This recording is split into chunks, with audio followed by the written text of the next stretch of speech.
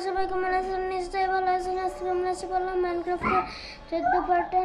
আজকে আমরা যেটা না 15 পার্টে আজকে আমরা যেটা করবো রূপা খুঁজবো। হ্যাঁ, আমাদের কাছে আয়রন নেই,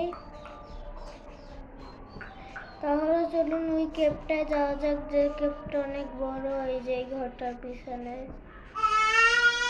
এই যে এইখানে যাওয়া যাক। তাহলে আমার কাছে টর্চ আছে না গা?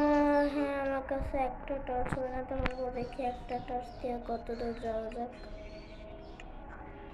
এই টর্চটা এখান দিয়ে নিয়ে এখানে রাখা যাবে।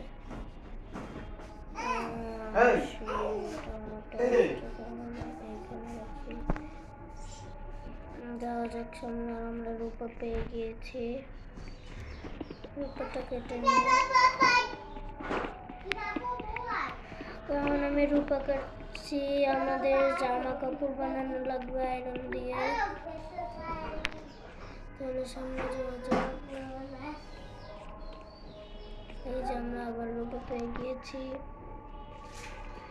আমাদের কাছে একটা রূপা আছে, কিন্তু আমরা আরো রূপা কাটছি আরো আছে এখানে। এখানে আমরা একটা রূপা পেলাম। কয়টা রূপা পেয়েছি? 9টা। এইটা এখানে রূপা আছে। এই গর্তটা মনে হচ্ছে অনেক ভালো বড়। গেটটা কেটে নিয়ে যেতে